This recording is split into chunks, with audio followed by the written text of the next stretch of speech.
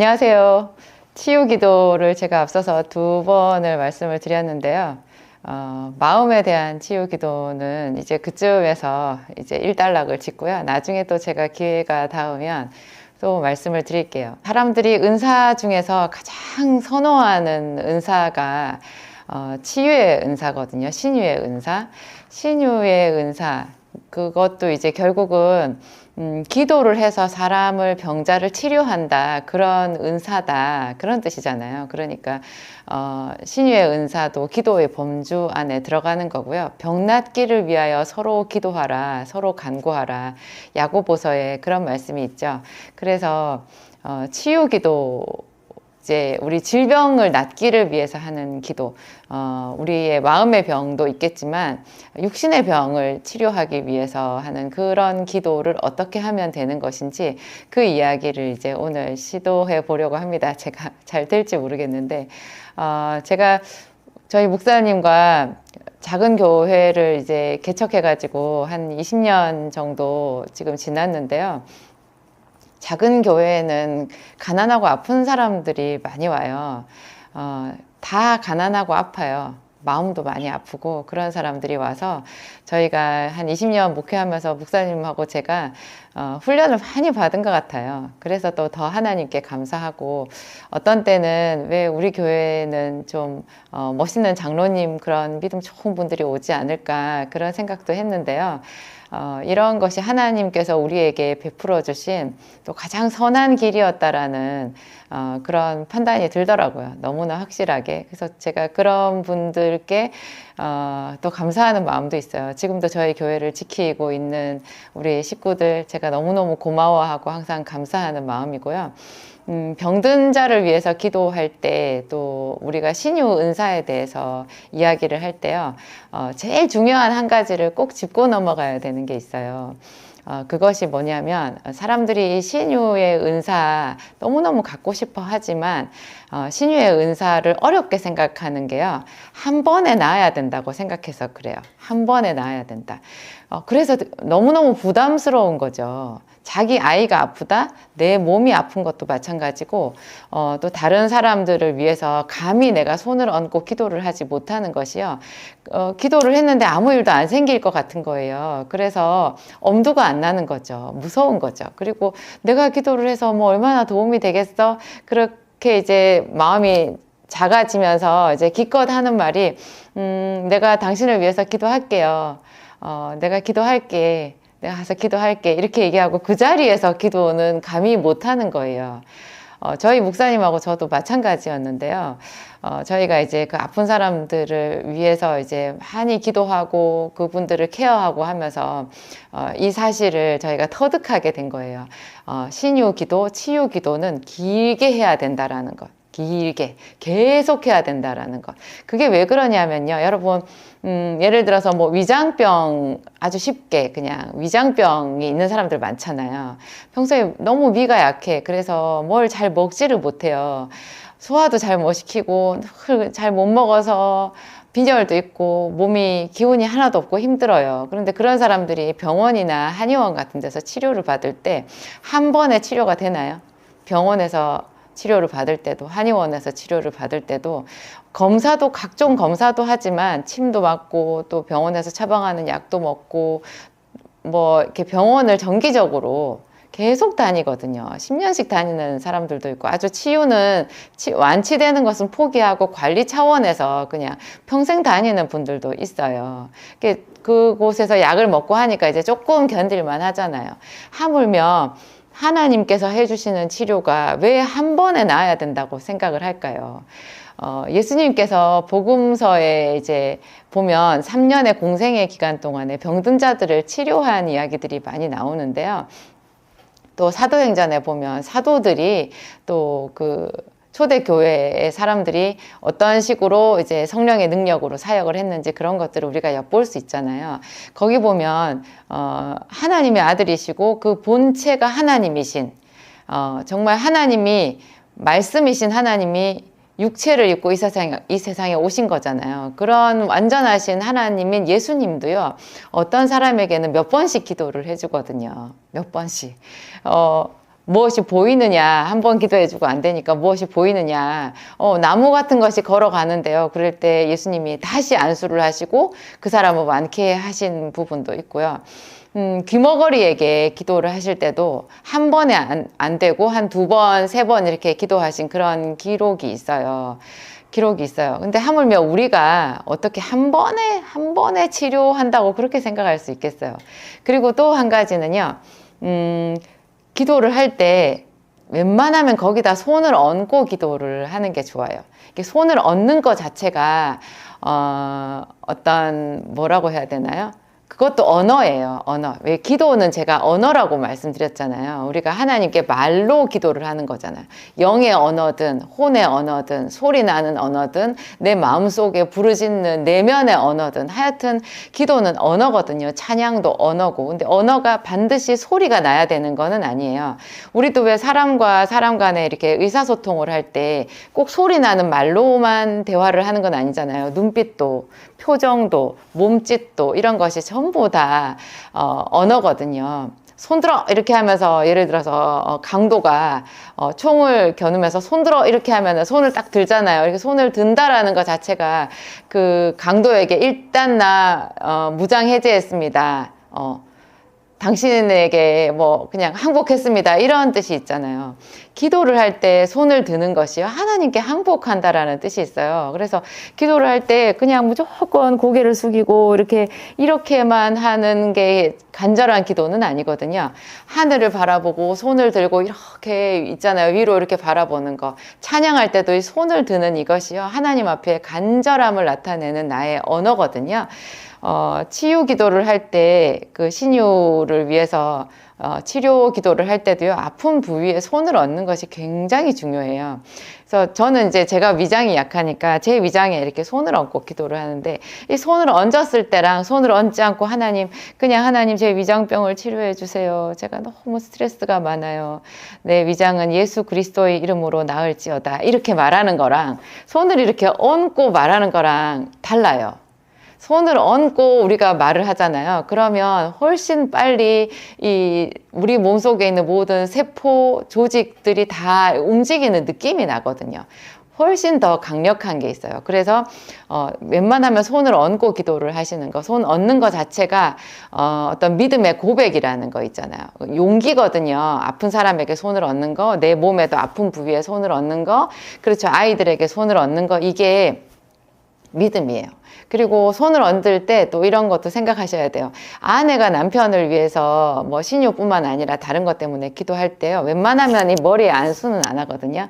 우리도 내 머리에 아무나 이렇게 손을 얹게 하지는 않잖아요. 그런 거는 약간 여러분 좀 생각하고 하셔야 돼요. 아픈 부위가 머리라고 해도 머리에 손을 얹는 거는 이렇게 얹지 말고 요렇게 앞으로 요렇게 하든지, 하여튼 그 상대방과 나와의 어떤 그 사회적인 지위를 생각해서 손을 얹는 거는 또 여러 가지로 이렇게 그때그때마다 다를 수 있다라는 이런 생각도 좀 감안을 하셔야 되고요. 하여튼 기도를 할 때는 아픈 부위에 손을 얹고 하는 것이 좋다. 그리고 또 한 가지 중요한 거는요,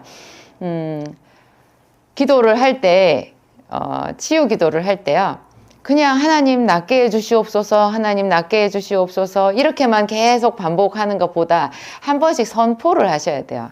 예수님께서 그 아픈 사람들을 치료할 때요, 그냥 선포하시거든요. 네 병에서 놓여 평안할지어다. 에바다 열릴지어다. 귀머거리한테는 그렇게 하셨잖아요. 에바다 열릴지어다. 그리고 네 병에서 놓여 평안할지어다. 이렇게 선포를 하시는 거예요.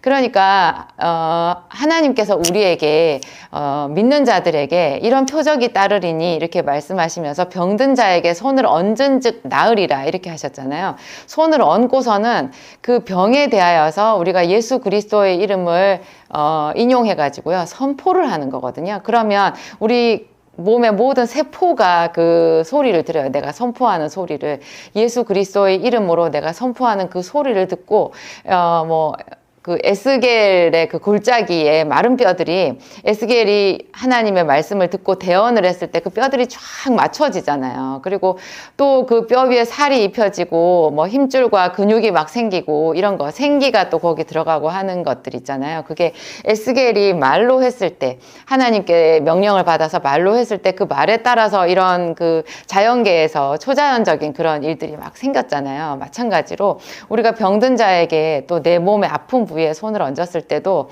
위장병은 나을지어다, 통증은 사라질지어다, 모든 염증은 사라질지어다, 뼈는 제자리로 돌아가서 마디마디 제자리에 강건하게 맞춰질지어다, 모든 근육과 인대와 힘줄은 강건할지어다, 예수님께서 하나님께서 나를 만드신 모양대로 강건할지어다, 이렇게 선포하는 게 필요해요. 선포도 하고 하나님 치료해 주시옵소서, 치료의 성령님 오시옵소서, 이렇게 간구도 하고 이런 것들을 병행해서 하시는 거예요.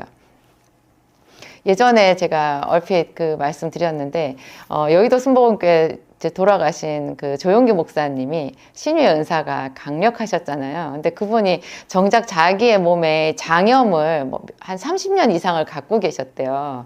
그래서 자기가 이렇게 기도할 때 너무나 많은 병자들이 치료되는데 본인이 이제 이 장염 때문에 괴로워서 하나님께 기도해도 낫지를 않길래 이게 무슨 육체의 가시인가 이렇게 생각을 하셨는데 하나님께서 어느 날 말씀하셨다는 거예요. 기도 방법이 틀렸다고.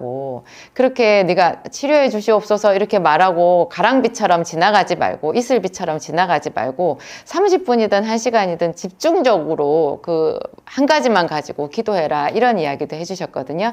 이런 것이 어떤 그 치유 기도의 요령인 것 같아요. 제가 정리하면요, 한 번에 나을 것으로 생각하고 부담 갖지 마라.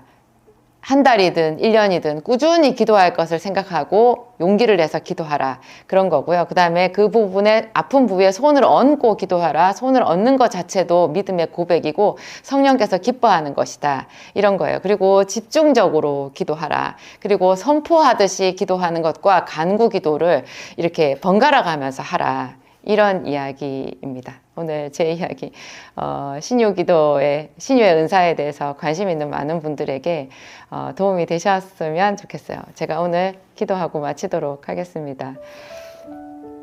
하나님 감사합니다. 우리의 아픈 것을 너무나 안타깝게 생각하시는 하나님께서 우리에게 말씀하시기를 병든 자에게 손을 얹은 즉 나으리라, 너희가 병 낫기를 위하여 서로 간구하라, 이런 말씀 주셨습니다. 하나님, 우리에게 큰 믿음 주시옵소서. 우리가 말할 때 성령께서 임하시는 줄을 우리가 믿습니다. 하나님, 이제 믿음을 가지고 우리 주변에 아픈 사람들, 내 몸에 아픈 부위에 손을 얹고 기도하겠습니다. 하나님, 우리 아버지, 우리가 매일매일 작정으로 하나님께 기도하며 또 성령의 인도하심으로 간구하고 기도하며 이런 것들이 하나하나 다 쌓여서 이 세상이 감당할 수 없는 그런 믿음의 능력이 되기를 간절히 원합니다. 하나님, 그 능력으로 세상 가운데 하나님 우리가 빛이 되고 또 특히나 아픈 사람들에게 기도했을 때 그들이 치료되는 기적을 경험하기를 간절히 원합니다. 하나님, 우리 아버지, 우리를 불쌍히 여기시고 우리의 영육간의 모든 아픈 것을 다 치료하여 주시옵소서. 새 힘 주시옵소서. 우리 눈으로 하나님의 영광을 볼 수 있게 날마다 역사하여 주옵소서. 감사하며 예수님 이름으로 기도하였습니다. 아멘. 안녕하세요. 오늘도 기도학교 여러분들과 함께해서 너무너무 행복합니다. 저는 우리나라에 저희 같은 한국말을 쓰는 저희 이 백성들 가운데 이렇게 기도하는 사람들이 많을 줄을 몰랐어요. 저희 목사님과 제가 그 교회 개척해가지고 토요일도 금요일도 또 주일 저녁도 매일 저녁마다 교회 가서 기도하고 또 그렇게 성도들을 기도하게끔 독려하고 해도 너무나 저희가 이렇게 그 기도 자체가 미약하고 함께 해주는 사람들이 없어서 정말 기도하는 사람들이 이 세상에 있는가, 어디에 있는가, 그런 한숨을 많이 쉬었었거든요. 요즘에 제가 너무 행복해요. 저희 교회랑 상관없이 제가 이 영상을 통해서 만나는 여러분들, 그 기도하는 움직임, 그 기도를 사모하는 그런 여러분들의 그 몸짓이 느껴져가지고 제가 너무너무 하나님께 감사하고, 엘리야 시대 때 엘리야가 자기만 남았다고 그렇게 말했는데 하나님께서 바알에게 무릎 꿇지 아니한 자 7천을 남겨뒀다고 그랬잖아요. 그 말씀이 지금 저에게 응한 것 같아요. 하나님이, 그렇지. 하나님이 대한민국에 교회가 얼마나 많은데, 얼마나 좋은 목사님들도 많고, 권사님들, 장로님들도 많고, 좋은 분들 많은데, 그렇지. 그렇지. 당연히 이렇게 기도하는 사람이 많았던 거지. 그래서 제가 너무 행복하고, 마치 그 아무도 없는 어디 먼 이국 땅에서 있죠. 동포를 만난 느낌? 그런 느낌이에요. 제가, 밤에도 너무 행복해서 자다가도 웃음이 날 정도예요. 오늘 좀 서론이 길었는데 오늘 여러분들에게 말씀드릴 거요. 기도를 할 때 우리 기도를 이렇게 막히게 하는, 기도할 때 더 이상 앞으로 나아가지 못하게 하는 것들이 이제 상처가 있다고 제가 말씀을 드렸는데, 딱 또 상처 말고도 우리 마음의 인간관계에서 이렇게 꼬여가지고요. 그래서 앞으로 못 나가는 것도 있어요. 그러니까 사람이 제일 힘든 것이 인간관계잖아요. 상처도 다 관계에서 오는 건데요. 딱 내가 상처라는 것으로 얘기할 수도 있지만 하여튼 그런 부분에 있어서, 예를 들면 이런 거예요. 이제 여러분이 은혜를 많이 받았어요. 정말 은혜를 많이 받았어. 뭐 기도학교의 내용을 보고 은혜를 많이 받고 또 하나님께 열정적으로 기도하고 작정으로 기도하고 해서 하나님 은혜를 많이 주셨어요. 그래가지고 그 은혜에 복받쳐갖고 그냥 내가 용서를 선포하고 나를 힘들게 했던 그 사람을 찾아간 거예요. 그래서 그 사람 손을 잡고 내가 당신을 용서했어 막 이렇게 말한다고 생각해 보세요. 무슨 일이 생길까요? 여러분 그렇게 하시면 안 돼요. 그렇게 하시면 용서와 그 화해는 다르거든요. 용서와 화해는 달라요. 용서는 내가 일방적으로 하는 거고요. 화해는 상호적인 거예요. 내가 은혜를 많이 받아서 용서했는데 그 사람한테 가서 용서를 선포하는 것은 화해하자고 내가 손을 내민 거거든요. 그거는 전혀 다른 의미예요. 그렇게 하면 여러분 오히려 크게 상처받을 수 있어요. 왜냐하면 그 상대방은 내가 뭘 잘못했는데 나를 용서한다고 그래? 지금 무슨 소리 하는 거야? 이렇게 하고 역정을 낼 수가 있거든요. 그러면 그 받았던 은혜 어디로 다 날아가 버리는 거예요. 이거 좀 어처구니 없기는 하지만 제가 주변에서 심심찮게 봤고 또 저에게도 그런 비슷한 경험이 있어요. 근데 그 이야기가 이 창세기에 요셉의 이야기에서 있죠. 우리가 엿볼 수가 있어요. 여러분 그 생각은 혹시 해보셨어요? 요셉이 제가 앞부분에 그 상처 이야기 하면서 이제 치유의 가장 좋은 본보기가 성경에 나와 있는 것이 이제 요셉이다. 요셉의 이야기는, 어떤 사람도 다 풀어내지 못할 정도로 이 심오한 진리를 담고 있어요. 하나님과 요셉 간에 우리가 다 끼어들 수도 없는 깊은 교제의 내용이 그 속에 들어있고요. 그 하나님의 섭리하심이 상상할 수 없을 만큼 크고 깊고 놀라워요. 우리는 그냥 겉핥기식으로 보는 거예요. 저도 이제 수십 년을 돋보기로 이렇게 보듯이 막 봤는데요. 그나마 제가 찾아낸 게 이 정도고 저보다 더 깊은 거를 이 영상을 보시는 분들 중에서 이미 알고 계신 분도 있을 거예요.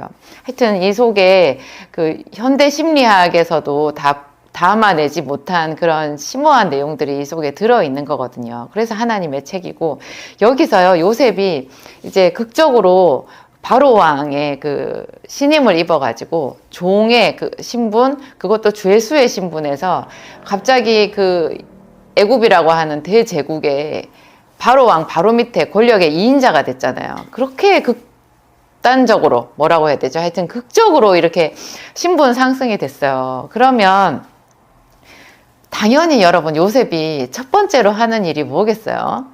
물론 이제 전국에 돌아다니면서 애국 전역을 돌아다니면서 그 국무총리의 그 신분에서 그 위치에서 자기가 해야 되는 일, 뭐 창고를 짓고 뭐 이렇게 하는 거 있잖아요. 7년의 풍년을 대비하고 또 흉년을 예비하고 뭐 사람들을 세우고 이런 일도 중요하겠죠. 하지만 부릴 수 있는 사람이 많으니까요. 그런 일을 어느 정도 해놓고 난 다음에 이 사람이 제일 먼저 할 일이 사실은 자기 고향에 기별을 넣어야 되는 거 아니겠어요? 아버지 찾아가야 되지 않겠어요? 금유환영할 수 있잖아요. 금유환영할 수 있어요. 그리고 자기를 괴롭혔던 그 형들에게 보여줄 수 있잖아요. 그리고 물론 복수를 할 수도 있고 좀 혼내줄 수도 있고 아니면 보란 듯이 있잖아요. 보란 듯이 당신들은 그렇게 나를 팔았는데 나는 애굽에서 이렇게 잘 됐다라고 이렇게 보여줄 수 있잖아요. 자랑할 수 있잖아요. 요셉은 그렇게 자기가 보고 싶어 했던 아버지한테 가지 않아요. 그 두 명의 그 술 맡은 관원장, 떡 맡은 관원장, 그 사람들한테 특히 이제 술 맡은 관원장이 꿈 해석이 좋았잖아요. 그래서 당신은 복직이 될 것입니다. 이렇게 이제 요셉이 얘기를 하면 그 사람이 복직이 되면 왕의 최측근이잖아요. 그래서 요셉이 그냥 바로 그 사람한테 그랬거든요. 당신이 내가 말해준 대로 이렇게 복직이 되거든. 나를 생각해 달라고. 그래서 왕에게 내 이야기를 해서 여기서 나가게 해달라고. 나는 히브리 사람이고 여기 끌려온 자고 여기서도 감옥에 들어올 만한 죄를 짓지 않았다. 이렇게 말했잖아요. 그 말 뜻이 자기가 여기서 나가겠다라는 거고 나가면 고향으로 돌아가겠다라는 뜻 아니겠어요? 나가면 어디를 가겠어요? 고향으로 돌아가지. 그러면 그것보다 뭐 100배, 1000배 더 훌륭하게 하나님의 방법으로 자기가 감옥에서만 풀려난 게 아니라 애굽이라는 그 제국의 권력의 2인자가 됐으면 당연히 고향으로 기별을 넣든지 가지 않았겠어요? 근데 이 사람이 안 가는데요. 뭐 몇 달 안 간 게 아니에요. 그냥 몇 년 정도가 아니에요. 나중에 이 형들이 자기를 이제 애굽에 곡식이 있다는 소식을 듣고 찾아왔을 때는요. 성경을 자세히 보면 흉년 2년째거든요. 흉년 2년째. 그러면 요셉이 이제 국무총리로 발탁이 돼서 그 이듬해부터 쳐도요, 풍년이 7년이잖아요. 그러면 그 이듬해니까 총 8년 정도 될 것이고, 처음에 이제 국무총리가 되었을 때부터 쳐서 8년일 것이고, 그 다음에 2년이 더 갔으면 10년인 거예요. 세상에 10년이 될 때까지, 뭐 9년이라고 해도 마찬가지예요. 그렇게 많은 시간이 지날 때까지 침묵하고 고향에 찾아가지 않았다는 거, 여러분. 이거 요셉이 얼마나 하나님이 주시는 성령에 충만한 자인지 정말 바로 왕이 탐복하면서 이와 같이 하나님의 신에 감동된 자를 우리가 어디서 만날 수 있으리요 하면서 요셉을 그냥 국무총리로 세워버렸잖아요. 요셉이 바로 왕에게 이제 왕은 지혜가 충만한 사람을 이제 책임자로 세워가지고 7년의 풍년을 잘 준비를 해서 흉년에 대비를 하시면 된다고 그렇게 말을 했을 때, 해법을 제시를 했을 때, 그 왕이 그러잖아요. 그 자리에서. 너처럼, 너보다 더 하나님의 신에 감동된 자를 우리가 어디서 만날 수 있겠느냐? 네가 맡아라. 그러면서 요셉을 국무총리로 세워버렸거든요. 그 바로 왕이 정말 지각이 뛰어나고 진짜 능력진 사람인 거죠. 그리고 자기는 한 발 물러서서 그렇게 똑똑한 요셉 위에 요셉만 자기는 다스리면 되는 거예요. 요셉을 통해서 온 전국을 다스리게 하면 자기는 그냥 그 위에서 정말 더 큰 왕이 될 수 있다라는 거를 깨달아 알았던 그런 바로 왕인 거예요. 근데 우리가 이 성경을 자세히 봤을 때 이런 부분에서 정말 바로가 제대로 봤다라는 걸 알 수 있는 거예요. 요셉은 고향으로 돌아가지 않아요. 이게 요셉의 지혜 아니겠어요? 정말 지혜인 거죠. 우리 중에 아무도 이렇게 할 자가 없을 거예요. 기별을 넣지. 근데 왜 요셉이 이렇게 하지 않았냐? 하나님이 일하실 시간을 둔 거예요. 하나님이 일하실 시간을. 요셉은 자기 마음으로는 아들 이름을 므낫세 에브라임이라고 지었잖아요. 그러니까 아버지 집에서 자기가 억울했던 일을 다 잊어버리고 다 용서했다라는 뜻이에요. 그리고 자기가 수고로이 일한 이 애굽 땅에서 이렇게 자기를 창택케 하신 하나님을 찬양하고 감사해요. 여기까지지. 그 넘어서 아직 준비도 안 된 자기 형들에게 가서 자기의 어떤 위용을 가지고 무섭게 해서 형을 눌러버리거나 그런 식으로 하지 않은 거예요. 그냥 억지로 자기가 화해를 시도하거나 이렇게 하지 않는 거예요. 그것은 형들의 마음에 그들의 죄를 깨닫고 그들이 스스로 낮아지고 자기에게 손을 내밀 때까지 일하실 것은 하나님의 몫이라는 것을 요셉은 알았던 거죠. 그래서 9개월도 아니고 무려 9년, 10년을 하나님이 일하시기까지 기다린 거예요. 그리고 형들이 자기를 찾아왔을 때도요. 그 자리에서 바로 얘기하지 않잖아요. 그때 그 형들을 떠보잖아요. 이 요셉이 떠보는 것도요, 보통 지략이 아니에요. 저는 아주 몇 년을 이 부분 성경을 읽어도 요셉의 의도를 잘 파악을 못 하겠더라고요. 요셉이 자기 형들에게 자기가 요셉인 거를 말하지 않고요. 그 요셉은 자기 형들을 정탐이라고 이렇게 몰아세워요. 그래서 이상한 논리를 세워가지고 너희에게 막내 동생이 있는데 그 동생을 데려오지 않으면 너희는 참으로 정탐이다. 이렇게 억울하게 해가지고 그 형들을 그냥 몽땅 감옥에 3일을 가둬요. 그러니까 이 형들 입장에서는 너무 억울하지 않겠어요? 정말 억울한 거죠. 자기가 경험했던 그 억울함을 형들이 간접 경험을 하게 한 다음에 3일이 지나서 다시 이제 나오게 해요. 그러니까 그때 이 형들이 자기들끼리 막 이야기를 하잖아요. 요셉이 자기들의 말을 못 알아듣는 줄 알고 자기들끼리 말을 하면서 우리가 그때 우리 동생을 억울하게 했다. 그 이야기가 여러분 창세기 42장에 나오더라고요. 그들이 서로 말하되 우리가 아우의 일로 인하여 범죄했다. 그가 우리에게 애걸할 때 그 마음의 괴로움을 보고도 듣지 않았다. 그래서 우리에게 이 괴로움이 임했다. 이걸 자기들끼리 막 이야기를 하는 거예요. 그러니까 그때 큰형인 르우벤이요. 내가 너희더러 그 아이에게 죄를 짓지 말라고 하지 않았느냐. 그래도 너희가 듣지 아니하였다. 그러므로 우리가 그의 피값을 내게 했다. 이렇게 자기들끼리 막 얘기를 하잖아요. 그러면 이쯤 해서 요셉이 자기를 딱 드러내도 되지 않겠어요? 아, 얘네들이 깨닫는구나. 이렇게 하고 드러내도 되는데 요셉은 여기서 멈추지 않아요. 계속해서 더 이 사람들이 어떤 시간을 두고 자기들의 행위를 감찰하고 깨닫고 그래서 준비가 되게끔 하나님이 그들에게 일할 시간을 둔 거예요. 그런 식으로 해서 이 사람들이 이제 돌아가잖아요. 돌아가서 그 이듬해까지도 기다리는 거예요.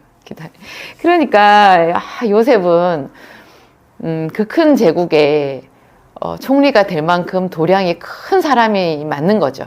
요셉에게 부어주신 성령의 기름 부으심 그 지혜가 어느 만큼인지 우리가 조금 가늠해 볼 수 있지 않겠어요? 이런 부분에서. 제가 이제 용서와 화해는 다르다. 용서는 일방적으로 여러분이 은혜 받아서 할 수 있는 거고요. 그리고 용서는 한 번에도 하지만 계속해서 우리 속에 그 쓴뿌리가 올라오거든요. 그러면 또 하나님께 기도하면서 용서한다고 선포하고 그러기를 뭐 5년, 10년 할 수 있어요. 그러면 그 과정에서 하나님이 내 삶에 계속 은혜를 부어주시잖아요. 내가 용서를 선포할 때마다 하나님이 더 가까이 오세요. 그래서 내가 그 은혜에 뭐 요셉이 점점 더 큰 은혜를 받은 것처럼 국무총리가 되고 나서도 해마다 더 큰 은혜를 받았던 것처럼 우리도 더 큰 은혜를 받다 보면은 이제 나중에 뭐 므낫세의 축복, 에브라임의 축복이 내 속에서 그냥 고백이 되는 거예요. 그러면 그 다음에 하나님이 나를 괴롭게 한 그 사람들에게도 역사하실 수 있다라는 거죠.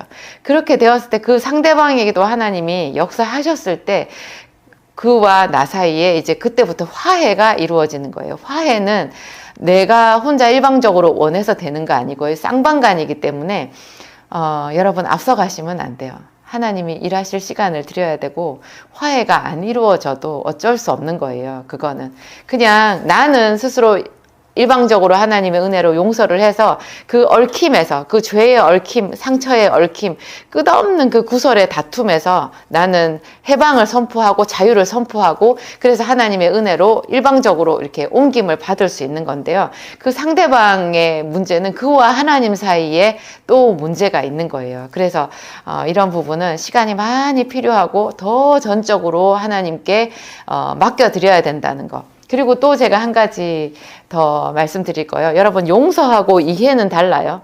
아까 제가 용서와 화해가 다르다고 말씀드렸는데 용서와 이해가 또 달라요. 많은 사람들이 이해하고 용서한다 이렇게 말하니까 이게 비슷한 단어로 이렇게 오해를 하시던데요. 용서는 죄가 있는 사람한테 하는 게 용서예요. 그러니까 유죄의 판결을 하는 거죠. 누가 봐도 그 사람이 죄를 지었어요. 잘못했어. 그런데 내가 그냥 하나님의 은혜로 일방적으로 그 사람한테 용서를 베푸는 거예요. 1만 달란트를 하나님께서 나에게 이제 탕감을 해주셨어요. 나는 나에게 100데나리온을 빚진 자를 내가 용서해 줄 수 있는 거예요. 그거는 그냥 일방적으로 내가. 근데 분명히 그 사람이 나한테 100데나리온을 빚진 거는 맞잖아요. 갚지 않았어요. 그런데 내가 그냥 없는 걸로 해주는 거예요. 하나님이 나를 용서해 주셨기 때문에 나도 그 사람을 그냥 용서를 해주는 거예요. 그러니까 용서라는 것은 기본적으로 상대방이 죄를 지었다. 그 선행 판결이, 유죄 판결이 있는 상태에서 은혜로 베풀어지는 거죠. 근데 이해는 뭐냐면요. 이해는 오해라는 말하고 우리가 대비시켜서 할 수 있잖아요. 그러니까 우리가 오해를 했던 거예요. 오해를 했는데 알고 보니까 다른 사정이 있었어. 그래서 그 사람을 이해하게 됐어요. 이것은 상당 부분 무죄에 가까워지는 거예요. 무죄. 이 사람이 이만큼 죄가 있는 줄 알았는데 그 중에 상당 부분은 내가 오해했던 거예요. 그래서 그 오해를 한 부분은 이해가 되었기 때문에 죄가 없어진 거죠. 나머지 조금 그래도 이해 안 되고 도저히 이해받을 수 없는 이 부분이 이 사람이 확실히 잘못한 거야 하는 그 부분만 용서를 해주면 되는 거예요. 사람들이 자기 부모에 대해서 그 용서를 이렇게 해야 되는데 그 용서해야 된다라는 그 압박감에 시달려 가지고요. 그 자기 부모님이 죄를 짓지 않았다, 나에게 죄를 짓지 않았다라고 이렇게 막 생각하려는 그런 사람들을 제가 본 적이 있어요. 예를 들면 부모님이 나를 엄청 학대했어요. 이혼하고 나를 버렸어요. 그러면 부모님이 분명히 잘못한 거거든요. 근데 잘못했는데 나는 그 가운데 어려운 중에서라도 열심히 노력해가지고 어른이 돼서 그냥 잘 살아요. 그럼 내가 커졌잖아요. 그럼 내가 커져 보니까 그 부모님이 서로 각자 상처가 있어가지고 두 분이 잘 살지 못하고 그래서 두 분이 다투고 이혼하고 그러면서 그 과정에서 이제 나를 버렸어요. 그러면 내가 커서 보니까 어른들 중에서 난들 그 상황이라면 어느 정도는 나도 자식에게 잘할 자신은 없다. 좀 심하기는 했지만 잘할 자신은 없다. 그래서 부모님이 나를 버린 거는 이만큼 잘못한 건데 이해를 해보니까 그 잘못이 좀 줄어들기는 해요. 그래서 이해를 해서 상당히 이제 작아졌는데 그래도 그 나머지 부분에 대해서는 분명히 부모님이 잘못한 거거든요. 그러면 그 잘못한 거를 인정하고 내가 그냥 용서를 해주면 되는데 그거를 이렇게 잘 분리를 못 시켜가지고요. 그냥 끝도 없이 그 부모님이 죄를 지었다라고 생각하면 그냥 자기의 인생이 송두리째 흔들리는 것처럼 그렇게 두려워하시는 것이 있는 것 같아요. 그래서 그런 분들 중에서 자기 부모는 죄가 없다는 그 무오설 속에 갇혀 계신 분들이 있더라고요. 그러면 여러분 되게 많이 힘들거든요. 죄를 지은 것은 죄를 지었다고 생각하고 그 부분에서 다시 용서를 선포하는 그런 게 참 필요한데 제가 조금 안타깝더라고요. 하여튼 여러분이 요셉이 하나님의 섭리로 자기 삶을 이해하고 그래서 그 이해를 토대로 형제들을 용서하고 하나님께 더 많이 받은 은혜로 형제들을 용서하고 또 하나님께서 형제들에게 역사해 주실 때까지 기다리고 이랬던 것은 우리가 참 성경에서 그냥 이렇게 놓쳐버리기 쉬운 그런 깊은 섭리인데요. 하나님의 은혜인데요. 이런 거 오늘 여러분 제 영상을 통해서 조금 엿보셨다면 너무 제가 감사하겠습니다. 더 많이 성장하고 여러분들에게 더 좋은 이야기로 다가가는 제가 되도록 그렇게 하도록 제가 노력해 보겠습니다. 여러분 제 이야기, 긴 이야기도 들어주셔서 감사하고요. 제가 조금 전에 말씀드린 말은 좀 더 길게 이렇게 얘기를 드려야 되는데 제가 그냥 건드리기만 하고 일단 덮어버리는 것 같아서 약간 아쉽기는 하네요. 제가 다음번에 또 이 용서와 이해에 대해서 기회가 닿으면 여러분들에게 잘 풀어서 말씀드리도록 하겠습니다. 기도하고 마치도록 하겠습니다. 하나님 감사합니다. 우리가 하나님보다 앞서갈 때가 얼마나 많은지요. 하나님 주께 크게 은혜를 받았지만 그래서 다시 뒷걸음칠 때도 많습니다. 하나님 우리 아버지 우리가 더 성장하게 도와주시옵소서. 다른 사람을 이해하는 것과 용서하는 것 하나님 또 때로 오해했던 것 이런 것을 잘 구별하여서 하나님 우리 아버지 우리가 주께 좀 더 체계적으로 은혜를 받고 그 받은 바 은혜로 여러 사람에게 덕을 끼치는 그런 성령의 사람이 되게 하옵소서. 하나님 우리 아버지 우리가 매일매일 더 성장하겠습니다. 주님 도와주시옵소서. 이 기도학교도 더 깊은 하나님의 은혜가 필요합니다. 하나님 듣는 자에게도 은혜 주시고 말하는 저에게도 은혜 주시고 하나님 우리 아버지 우리 모든 사람들이 하나님 앞에 막힘이 없이 성령에 힘입어서 기도하는 자가 되도록 역사하여 주시옵소서. 성령님 임하소서. 이 시간에 임하소서. 하나님 함께 기도하기 위하여 주님 앞에 두 손 모으고 하나님 무릎 꿇은 모든 당신의 자녀들에게 역사하여 주시옵소서. 하나님 사랑합니다. 영원히 사랑합니다. 우리 주 예수 그리스도 안에 있는 은혜와 용서를 더 배우게 하여 주옵소서. 더 배우게 하여 주옵소서. 예수님 이름으로 기도하였습니다.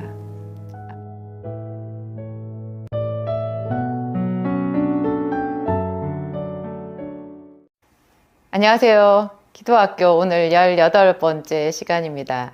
치유기도 이야기를 좀 이어서 하고 싶은데요. 치유기도는 가장 그 큰 토대가 있잖아요. 사랑이에요. 어떤 것도 다 사랑이지만 사람들은 신유의 은사를 얘기를 할 때 능력 행함의 은사랑 좀 이렇게 혼돈하시는 경우가 많이 있는 것 같아요. 제가 그랬고 왜냐하면 저희가 이제 사도행전에 그 성전 미문에 앉아있던 그 안진뱅이를 일으킨 베드로의 이야기가 너무 우리 머릿속에 선명한 거예요.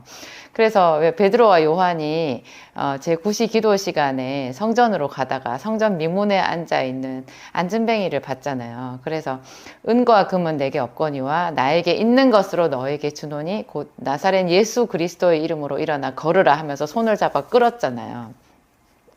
이거는 신유라기보다는요, 능력 행함의 은사라고 해요. 능력 행함의 은사. 보통 신유의 은사는요, 천천히 나타나는 거예요.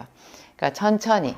그러니까 우리가 한 번에 그 사람을 바로 이렇게 안진뱅이를 일으키듯이 이렇게 일으키는 것만 신유의 은사라고 생각을 하면 엄두가 안 나서 아예 기도를 못 하거든요. 그게 아니고 신유는 병을 치료하는 것은 천천히 단계적으로 된다라는 거, 그거를 우리가 이해하면 이 은사를 발전시키기가 너무 좋고요. 무엇보다도 병자들을 위해서 기도를 하면서 선한 덕을 많이 쌓아요. 왜냐하면 병자들을 위해서 손을 얹고 기도를 하는 것이 사랑이거든요. 그냥 내 능력을 자랑하는 게 아니잖아요. 만약에 내가 어떤 병자를 탁 이렇게 일으킨다고 하면은 어떤 보여주기잖아요. 그래서 그런 기사와 표적, 그거는 기사와 표적이거든요. 그냥 단지 병고침이 아니라 기사와 표적이 돼서 자칫 우리 자신의 영혼을 잃어버릴 수가 있어요. 기사와 표적도 필요하지만 아무에게나 그런 그 능력을 주시지 않는 것이요. 우리가 믿음이 부족해서도 있겠지만 그런 능력 행함의 은사를 아무에게나 주면 그 자기 영혼을 잃어버릴 수가 있어요. 그런 거 행하고 다니다가. 그런데 병자들을 위해서 기도하는 것은 사랑이고 섬김이거든요. 그래서 꾸준히 하는 것이고 지속적으로 하는 것이고, 그래서 그 과정이 중요해요. 이런 과정을 통해 가지고 선한 열매를 많이 맺어요. 이게 내가 이제 어떤 아픈 사람한테 손을 얹고 기도를 하잖아요. 제가 기도해 드릴게요 하면 아픈 사람들이 거절하는 법이 별로 없어요. 그런데 그 사람들이 기도해 주세요 이렇게 자기 몸을 허락을 하잖아요. 자기 몸에 손을 얹고 기도해 주는 것을 허락을 할 때 그 아픈 사람이 지금 기도해 주겠다라는 나에게 능력이 있을 것이라고 기대하지 않거든요. 입장을 바꿔놓고 생각해 보면 그래요. 제가 몸이 많이 아플 때 누가 나에게 와서 기도합시다 이렇게 얘기를 하면 그렇잖아요. 그냥 기도해 주는 그 자체에 고마운 마음이 있고 따뜻한 마음이 있는 거지. 내가 그 사람이 나를 위해서 기도해서 내가 이제 바로 이 자리에서 이 자리를 털고 일어날 것이다, 그런 거를 기대하지는 않거든요. 근데 그 오고 가는 그 따뜻한 마음 있잖아요. 그것이 또 하나님께서 우리에게 원하시는 그런 선한 모양인 거예요. 교회 안에서. 그래서 너희 중에 병든 자가 있느냐, 저는 교회 장로들을 청할 것이요 저희는 가서 기름을 바르며 병낫기를 위하여 기도할지니라. 너희가 서로 자기 죄를 고하며 서로 병낫기를 위해서 간구해라. 그런 구절이 야고보서에 나오잖아요. 그 말을 잘 살펴보면 이런 선한 교제의 뜻, 예수 그리스도 안에서 아름다운 사랑과 섬김과 우리가 함께 그리스도인이라는 어떤 우정이 있는 거예요. 그 안에. 근데 내가 아픈 사람일 때 누가 나를 위해서 이렇게 기도를 해주잖아요. 그 눈을 감고 그 사람의 기도를 이렇게 듣고 있잖아요. 그 기도 소리만큼 포근하고 따뜻하고 아름다운 거는 없어요. 저는 교회 사모님들, 저 외에 이제 다른 사모님들이랑 같이 모여서 이렇게 기도를 할 때가 있었는데요. 뭐 크게 통성 기도를 하는 게 아니라 이제 한 사모님이 이제 대표로 우리들을 위해서 그날 모임을 위해서 이렇게 조곤조곤 기도를 하던 때가 있었거든요. 이제 코로나 이전에 그때 제가 어떤 독서 모임이나 이런 걸 했던 적이 있는데, 제가 그 사모님들 중에서 한 분이, 특히 이제 그 어떤 한 분이 있었는데 그분이 기도하는 소리가 너무 듣기가 좋은 거예요. 그분이 기도하는 소리를 듣고 저도 이제 같이 눈을 감고 아멘 아멘 하는데요.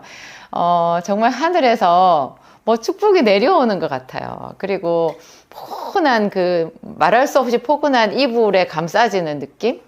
그렇죠. 그 사랑이, 그 기도의 말 속에 사랑과 또 하나님의 만져주심이 같이 있는 거 아니겠어요? 그래서 어떤 사람을 위해서 병든 자에게 손을 얹어서 기도한다라고 하는 것은 이런 아주 좋은 뜻이 바닥에 깔려 있는 거예요. 그리고 이것이 제일 중요해요. 이것이 없으면 그것은 하나님의 역사가 아닌 거예요. 그래서 제가 왜 어떤 이상한 분들 뭐 안찰하고 하잖아요. 막 기도를 한다고 하면서 사람을 때려가지고 무슨 사고가 난 그런 낯뜨거운 뉴스들이 왜 가끔 신문이나 이런 데 나올 때 있잖아요. 그럼 보면 저는 너무 안타까운데, 우리가 분별할 때 그런 거예요. 이것이 사랑인가 섬김인가. 사랑과 섬김이 계속 가다 보면 거기에서 하나님의 긍휼하심이 더해져서 신유의 능력이 나타난다. 이렇게 이해를 하시면 되고요.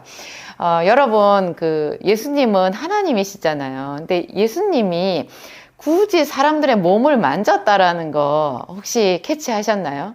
저희 목사님이 언제 그 설교를 하셨는데요. 제가 너무 많이 은혜를 받았어요. 저희 목사님이 그 이야기를 설교하면서 하신 건데요. 예를 들면 제가 지금 급하게 찾아봤는데 보니까 마태복음 8장에 보면요. 예수님이 산상수훈의 그 설교 말씀을 끝내고 산에서 내려왔을 때 한 문둥병자가 예수님께 나와서 절하면서요. 주여 원하시면 저를 깨끗게 하실 수 있나이다. 이렇게 말한 구절이 있어요. 사실 문둥병자는 이렇게 나와서 자기 몸을 드러내고 돌아다니면 돌에 맞을 수도 있거든요. 그런데 이 사람이 얼마나 간절했는지 그 산 밑에서 예수님을 기다렸던 것 같아요. 그래서 예수님이 내려오시니까 그에게 가서 엎드려서 절을 하면서 말했어요. 감히 고쳐달라는 말도 못해요. 그냥 이 사람은 너무 간절하지만 예수님께 이렇게 말하는 거예요. 주여 원하시면, 당신께서 원하시면 저를 깨끗게 하실 수 있나이다. 그러니까 이 말 속에 이 사람의 겸손함, 간절함이 다 들어있어요. 자기가 문둥병이 걸린 그 몸도 더럽지만 자기의 영혼도 죄인이라는 것을 동시에 고백한 거예요. 그래서 그 두 가지를 한꺼번에 말하는 게 깨끗게 해주실 수 있다. 당신이 원하기만 하면 저를 깨끗게 해주실 수 있다. 내 몸의 병도 치료해 주실 수 있고 내 영혼의 깊은 그 죄악도 다 씻어주실 수 있다. 당신은 하나님이시다. 그런 고백이 이 속에 다 들어있는 거예요. 주여 원하시면 저를 깨끗게 하실 수 있나이다. 그러니까 예수님이 그 말을 그냥 다 알아들으신 거예요. 예수님은 항상 믿음에 감동하시잖아요. 이 사람이 예수님께서 아픈 몸과 죄를 다 씻어주시고 다 고쳐주실 수 있다는 거, 두 가지를 다 믿은 거잖아요. 그러니까 예수님이 너무너무 이 사람에게 마음이 갔던 것 같아요. 그러면서 예수님이 그냥 그러면 네 믿음대로 될지어다 이렇게 하셔도 되잖아요. 그런데 문둥병이 든 그 사람의 몸에 손을 대셨어요. 분명히 이런 구절이 있어요. 예수께서 손을 내밀어 저에게 대시며 가라사대 내가 원하노니 깨끗함을 받으라 이래요. 문둥병자 더럽잖아요. 굳이 예수님이 손을 내밀어서, 하나님이신 예수님이 손을 내밀어서 그의 몸에 대면서 얘기를 하셨어요. 여러분, 엄마가 아이를 혼냈어요. 예를 들어서 아이를 혼냈어. 애가 잘못해가지고 애가 혼났어요. 그래서 막 아이가 울었어요. 울었는데 그 뒤에 이제 엄마가 그 아이를 이렇게 안아주잖아요. 뭐 바로 그 자리에서 안아줄 수도 있고, 엄마가 막 화를 내고 애를 혼내고 아침에 그렇게 했는데 저녁에 이제 그 아이를 보고 아이가 주눅이 들어가지고 이렇게 있는데 엄마가 이렇게 일로 와봐 이렇게 하면서 이렇게 안아주잖아요. 그러면 그 느낌 여러분 아시죠? 그게 그렇게 손을 댄다라는 것이요, 손을 댄다라는 것이 그렇게 따뜻한 의미가 있어요. 우리가 싸울 때 손을 잡고 싸우지는 않거든요. 손을 잡아버리면 벌써 이렇게 거친 말이 나가려고 했던 게 이 말이 없어져 버려요. 손을 잡고는 독한 말을 못해요. 그런 비밀이 있어요. 이게 그래서 우리가 제가 기도할 때 왜 바디랭귀지 중요하다 그런 말 많이 하잖아요.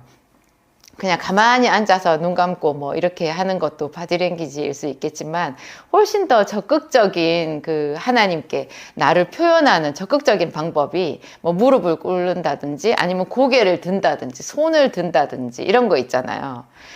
그리고 찬양을 할 때도 그냥 가만히 앉아서 입만 이렇게 찬양하는 거랑 내가 막 이렇게 몸을 흔들면서 이렇게 전심으로 내 몸으로 기쁨을 표현하면서 찬양하는 게 다르거든요. 그래서 몸으로 찬양하는 거를 몸 찬양이라는 말도 하잖아요. 예수님께서 이 사람에게 손을 댄 거요. 이건 말할 수 없는 사랑이거든요. 예수님도 손을 대셨잖아요. 이분한테만 손을 댄 게 아니에요. 여러분 너무나 잘 아는 베드로의 장모의 열병 있잖아요. 베드로의 장모의 열병을 고쳐주실 때도 열병은 전염병이라고 하더라고요. 저희 목사님이 그 말했어요. 저희 목사님이 베드로의 장모의 열병을 고쳐주실 때 예수님이 그의 손을 만지셨다. 이것도 똑같이 마태복음 8장에 나오거든요. 그의 손을 만지신 예수님은 하나님이시니까 말씀만 하셔도 되거든요. 내 병에서 놓여 평안할지어다. 그런데 예수님이 그의 손을 만지셨어요. 여러분 이거 정말 깊은 사랑이거든요. 제가 너무너무 좋아하는 병 고치는 현장 장면이 있는데요. 그게 엘리사가 수넴 여인의 아들을 죽은 아들을 일으키는 장면이에요. 그게 열왕기하 구약 성경이잖아요. 열왕기하 4장에 나오는데요. 엘리사도 왜 똑같이 그러니까 엘리사의 스승이었던 엘리야죠. 엘리야도 똑같이 과부의 아들을 치료한 적이 있었거든요. 엘리야가 치료한 과부의 아들은 사렙다의 과부의 아들이었죠. 사렙다 과부의 가난한 과부의 집에 가서 엘리야가 3년 정도를 있었던 것 같은데요. 거기에서 왜 과부의 아들이 죽어버리잖아요. 그러니까 과부가 사렙다의 과부가 당신이 나와 무슨 상관이 있기로 내 죄를 생각나게 하고 내 아들을 죽게 하려고 나한테 왔냐. 그렇게 하면서 너무 원통해해요. 그때 이 엘리야가 수넴 여인의 품에서 아들을 안아가지고 자기가 기거하는 다락방으로 올라가거든요. 그래서 자기가 눕는 침대에 아들을 눕혀요. 여러분 이런 장면에서 절절함 느껴지세요? 엘리야는 가난한 과부의 집에 보냄을 받았거든요. 가루 한 움큼밖에 없던 그거 한 움큼으로 빵 만들어서 먹고 죽으리라 했던 과부의 집에 하나님이 보내셨잖아요. 엘리야를. 근데 그 집에서 3년을 기거를 하면서 중간에 이 아들이 죽었거든요. 그러니까 엘리야가 얼마나 과부에게 미안하고 그리고 물론 이제 하나님이 너무 거룩하셔서 거룩하심 때문에 이 여인의 죄가 드러나서 자식이 죽은 거는 맞는 것 같아요. 그건 사실인데 우리에게는 기적이 필요하잖아요. 그때 엘리야가 과부의 아들을 안고 올라가서 자기의 침상에 죽은 아들을 눕혀요. 그리고 하나님께 기도하고요. 그 다음에 9절이 엘리야 같이 이런 사람 그러면 죽은 자를 이렇게 확 잡아서 일으키면 되잖아요. 그렇게 안 하고요. 자기의 몸을 아이의 몸에 엎드려요. 이렇게. 여러분 죽은 사람 만져보셨어요? 저는 예전에 죽은 고양이를 만져본 적이 있는데요. 정말 섬뜩하거든요.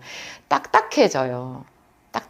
저희 시아버님께서 작년에 소천하셨는데 제가 돌아가신 아버님 수의 입고 누워 계신 아버님을 이렇게 만졌었어요. 발도 만지고 그 느낌이 있거든요. 그래서 우리는 잘 알아요. 이 죽은 사람에게 자기 몸을 엎드린다라는 것이 무슨 의미인지.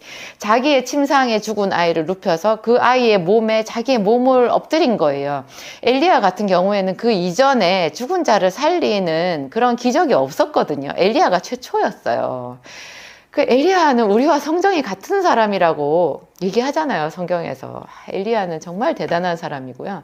그 아이의 몸에 자기 몸을 엎드려서 그 아이가 살아나거든요. 근데 이 엘리야보다 더 우리에게 아주 절절하게 그 현장감 있게 이 상황을 전달해 주는 사건이 엘리사에게 있었어요.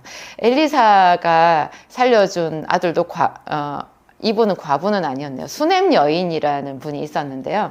이 수넴 여인이 엘리사를 지극정성으로 섬겨서 그걸로 은혜를 받아가지고 자기 남편이 나이 많고 이 여인도 나이 많았는데 그 하나님께서 은혜로 아들을 주셨잖아요. 근데 그 아들이 열병이 나서 어느 날 그냥 그 아들이 갑자기 아이고 머리야 하다가 그냥 얼마 안 가서 어미의 품에서 죽었어요.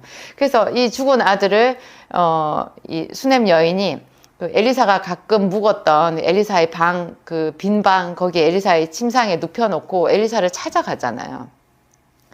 아무 말도 하지 않고 그냥 곧장 앞으로 해서 가서 그 하나님의 산에 있는 기도하고 있는 엘리사를 찾아가거든요. 그래가지고 엘리사의 발을 끌어안아요. 아무 말도 안 해요. 근데 그때 이제 엘리사가 알게 됐죠. 그래갖고 자기 종이었던 게하시를 먼저 보내요. 나보다 먼저 네가 가서 그 아들을 살려라 하면서 그 엘리사의 지팡이를 게하시한테 주거든요. 근데 이 엘리사의 종이었던 게하시가 이 죽은 아들에게 하는 기도 방식을 보면요. 나중에 엘리사가 어떻게 하는지 적나라하게 대비가 돼요. 게하시가 그 지팡이를 그 죽은 아이의 몸에 올려놓고 있었는데 아무 일도 안 일어났거든요. 엘리사가 그렇게 하라 그래서 자기는 시키는 대로 했는데 정말 게하시는 소극적이에요. 영혼이 없는 기도예요. 그런 기도는. 근데 정말 이제 엘리사가 그 집에 갔잖아요. 그래가지고 자기 침상에 누워있는 그 수넴 여인의 아들을 보고요. 엘리사가 어떻게 기도하는지 여러분 그 기도 내용이 열왕기하 4장에 나와 있어요. 너무너무 감동적인 게요. 엘리사가 그 죽은 아이의 몸에 자기를 엎드리거든요. 그건 엘리야가 했던 방법이랑 똑같잖아요. 그런데 좀 더 세밀하게 나와 있어요. 자기의 눈을 그 아이의 눈에, 자기의 입을 그 아이의 입에, 자기의 손을 그 아이의 손에 포겠어요. 그리고 거기에 엎드린 거예요. 여러분 이것이 신유 은사가 있는 치유 기도를 하는 중보자의 태도인 거예요. 우리가 그 사람의 눈이 되고 그 사람의 입이 되고 그 사람의 손이 되는 거예요. 내 살이 거기에 닿는 것 같이. 그 죽은 사람에게 닿는다라는 것은 정말 도저히 일어날 것 같지 않은 그 절망의 벽에 내 몸을 갖다가 포개는 거를 얘기하거든요. 우리가 그렇게 절절하게 아픈 사람을 위해서 그런 마음으로 기도하라라는 그 뜻인 거예요. 예수님은 하나님이시지만 이 열병이 걸린 베드로의 장모의 손을 만지셨잖아요. 그리고 문둥병자 그 얼마나 더럽겠어요. 진물 나고 고름 나고 끔찍하거든요. 냄새 나고 그 사람의 몸에 손을 대셨어요. 안 돼도 되거든요. 얼마든지 낫거든요. 그런데 그거는 사랑이었던 거예요. 엘리사가 그 죽은 아이의 눈에, 입에, 손에 이렇게 몸을 댔을 때 그 아이의 살이 차차 따뜻해졌대요. 먼저 하나님께 기도하고 그 다음에 자기 몸을 거기다 엎드렸거든요. 그리고 나서 일어나가지고요. 방 안을 왔다 갔다 하다가 다시 엘리사가 그 아이의 몸에 엎드려요. 그랬더니 그 아이가 7번 재채기를 하고 일어났다라고 그랬어요. 저는 이런 것이 사랑이 아닌가. 그 아픈 사람을 위해서 기도할 때 아픈 사람뿐만이 아니에요. 우리 주변에 어떤 사람을 위해서 기도한다면 또 그 사람이 마음이 아픈 자가 아니겠어요? 육신의 병만 병인가요? 마음의 병도 병이잖아요.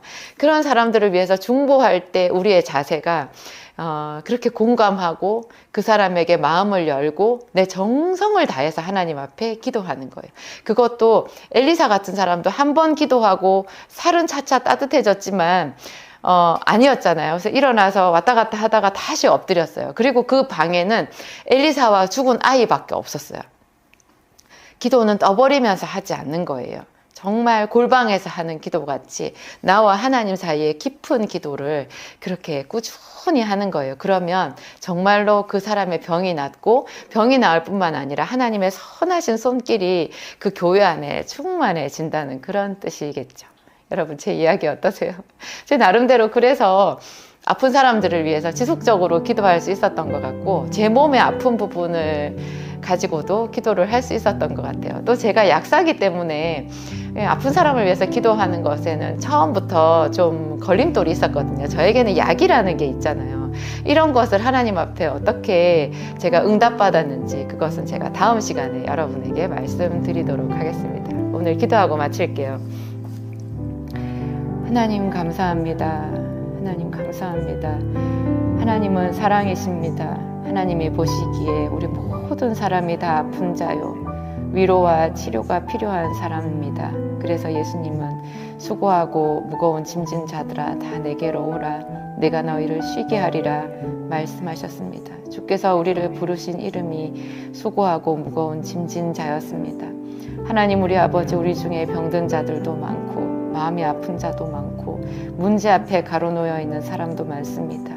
우리 모두에게 하나님의 위로와 또 하나님의 임재하심이 필요합니다. 주님, 말씀 주시옵소서. 치유의 말씀 주시고 회복의 말씀 주시고, 주님 그 문둥병자에게 손을 대신 것 같이 지금 기도하는 우리들에게 주님의 거룩하신 손을 대어 주옵소서. 성령이여 임하시옵소서. 이 기도를 듣고 함께하는 모든 자녀들에게 성령께서 친히 임하시옵소서. 임하시옵소서. 우리의 기도가 예수 그리스도의 은혜로 더 깊어지게 하시고, 그 기도를 통하여 우리 영혼이 낫고 우리 가정이 세워지고 우리 교회에 하나님의 거룩한 임재가 충만해지는 그런 놀라운 역사를 꿈꾸고 바라봅니다. 하나님, 우리 아버지, 우리 한 사람 한 사람에게 기름 부으시고 선하신 말씀 들려 주시옵소서. 감사하오며 예수님의 이름으로 기도하였습니다. 아멘. 안녕하세요. 오늘도 기도학교 함께 해주신 여러분 정말로 감사합니다. 제가 이 앞번 영상에서 약사이기 때문에 제가 치유 기도를 할 때 조금 어려운 점이 있었다, 그런 말씀 드린 적이 있는데요. 제가 하나님께 기도를 했었어요. 그 부분에 질문을 한 거죠. 그러니까 왜냐하면요, 이제 그때는 저희가 교회를 개척하기 전에 저희 남편이 전도사였고, 이제 다른 교회 담임 목사님 있는 그 교회에서 이제 평신도로, 또 남편은 전도사로 그렇게 일을 하고 있었는데요. 그 교회 목사님이 이제 병든 자들을 위해서, 아픈 사람들을 위해서 이제 예배 끝 무렵에 축복하시면서 이제 선포 기도를 하시는 거예요. 그러면은 당뇨병은 떠나갈지어다 이렇게 얘기를 하고, 혈압도 내려갈지어다, 고혈압도 치료될지어다, 뭐 어디 두통은 사라질지어다, 암병도 떠나갈지어다, 막 이렇게 기도를 하시면요, 제가 그 기도에 이렇게 아멘 아멘을 해야 되는데 제가 그렇게 잘 안 되는 거예요. 제 마음속으로 이렇게 기도를 하면서 제 머릿속에는 막 약이 지나가는 거죠. 약이 지나가고, 그때는 또 제가 아직 30살이 되기 전이었어요. 20대 후반이었는데, 약사로서 이제 약국을 오픈해가지고 이제 많은 그 매일매일 상담 환자들을 보잖아요. 그분들은 간단하게 뭐 개보린 사러 오고 쌍화탕 한 병 먹으러 오지만, 그분들이 한마디씩 저한테 던지는 그런 말을 있잖아요. 자기 병에 대해서 뭐 이렇게 고민 그런 거를 내려놓으시잖아요. 말씀을 하시거든요. 그분들이 새파랗게 젊은 약사인 저한테 뭘 기대를 하셨겠어요. 근데 약국에 오면 꼭 당신들 아픈 얘기를 그렇게 해요. 그래서 뭐 1,000원짜리 하나 주고 500원을 거슬러 가실 거면서 마치 그 무슨 서울대 병원에 가서 얘기하셔야 될 것 같은 그런 질병을 막 이렇게 쭉 얘기를 하시는 거예요. 아주 수십 년 된 위장병부터 관절염부터 뭐 있잖아요. 그런 얘기, 몸이 시리고 아프고 막 그런 이야기를 이렇게 하면서 한 번 먹을 약을 달라고 그렇게 얘기를 하시거든요. 그럼 저는 언제나 그게 너무 순진했던 것 같아요. 그래서 그분들이 얘기를 하면 다음번엔 그러지 말아야지. 저분은 그냥 한 번 먹을 약을 달라고 할 거야, 틀림없이. 뭐 1,000원어치 약도 기대하지 않으실 거야, 이렇게 생각하면서도 언제나 그 질문이 또 들어오면 저는 막 고민을 하는 거예요. 그걸 어떻게 치료를 할 수 있나, 무슨 약을 줘야 되나, 저분한테 저런 질병이 생기는 원인은 뭘까, 이런 거를 생각하는 거예요, 언제나. 그게 습관이 되다 보니까 교회에서 이제 목사님이 선포 기도를 하시고 병든 자를 이제 뭐 치유 기도를 할 때도 있잖아요. 제 머릿속에는 그런 게 막 지나가는 거죠. 당뇨병은 어떻게 해야 되고, 그거는 뭐가 원인이고, 뭐 이런 거 있잖아요. 생각하니까 별로 남들은 모르겠지만 저 혼자서 덕이 안 되는 거예요. 약국에서는 약국에서고 교회에서 목사님이 기도할 때는 또 제가 개인적으로 그 사람들을 위해서 약을 주는 것보다는 기도를 하는 게 낫잖아요. 기도를 할 때는 기도에 몰입을 해야 되는데 이렇게 생각이 딴 데로 가는 거죠. 그 약을 생각을 하니까. 그래서 참 제가 스스로 봤을 때 너무 한심스럽고 또 어쩔 때는 혼란스럽고, 그러면 약이 틀렸나? 내가 직업인 약사 자체가 틀렸나? 또 그건 아니잖아요. 의사도 필요하고 약사도 필요하고 있어야 되는데 그 사람들이. 근데 하나님 앞에서 또 기도를 할 때는 약이 잘 듣게 해달라고 기도하는 건 아니거든요. 그냥 그 질병을 치료해달라고 기도를 하잖아요. 그러면 어디다가 제가 어디다가 그거를 생각을 맞춰야 되나 그래갖고 저녁마다 그때 이제 옥상에 집 옥상에 올라가서 기도를 할 때였는데 제가 몇 번 하나님께 물어봤어요. 하나님 저 어떻게 해야 돼요? 좀 괴로워요. 질병을 치료해달라고 그렇게 막 선포하면서 기도하는데 저는 머릿속에 약이 지나가는 거를 어떻게 생각을 해야 될까요? 그렇게 질문을 했는데요. 그렇게 질문을 몇 번을 하면요. 하나님은 항상 그 순간보다도요. 그 순간에 응답해 주실 때도 있지만 그 좀 지나서 그냥 일상생활 속에 이렇게 내 뒤통수에 말씀하실 때가 있어요. 그럴 때가 훨씬 더 많았던 것 같아요. 이때 이 대답은 언제 해주셨는지 모르겠는데 하여튼 제가 기도하고 있었나 그 기도 외에 나중에 얘기하셨던 것 같은데 딱 한마디 하셨어요. 약으로만 낫겠니? 약으로만 낫겠니? 하나님 말씀은 언제나 심오해요. 그냥 사람이 이렇게 약으로만 낫겠니 이렇게 하면은 그거에 뭐 얼마나 깊은 뜻이 있겠어요. 하나님께서 한 말씀을 딱 해주시면 그 말씀 안에는 정말 하여튼 오래오래 묵상하고 곱씹고 생각해야 되는 숨은 뜻이 있는 거예요. 그 순간에도 그 숨은 뜻이 느껴지더라고요. 느껴지는데 그 느껴지는 그 이상으로 제가 몇 날 며칠을 몇 년을 고민을 했던 것 같아요. 그 생각이 날 때마다 약으로만 낫겠니? 약으로만 낫겠니? 그러면 거꾸로 있잖아요. 기도로만 낫겠니? 하실 수도 있잖아요. 그렇게 하지 않고 약으로만 낫겠니? 이 말은요. 이 말은 너무나 감사하게도 약사로서 혹은 저 말고 또 의사로서 그런 직업이 필요하다라는 것을 전제하신 거예요. 네가 하는 일을 열심히 해라. 네가 질병에 대해서 연구하려고 하는 지금 너의 하는 일은 정당한 일이다. 옳은 일이다. 그 일을 열심히 해라. 그것도 해라. 하지만 그것으로만 사람이 낫겠니? 이렇게 얘기를 하신 거예요. 또 거꾸로 생각해 보면요. 약에 대해서도 열심히 해야 되지만 하나님께서 해주시지 않으면 이 약도 아무 소용이 없다는 뜻 아니겠어요? 그러니까 약이 어떤 역할을 해주는데 부족한 부분을 하나님이 해주신다라는 그런 뜻이 아니고요.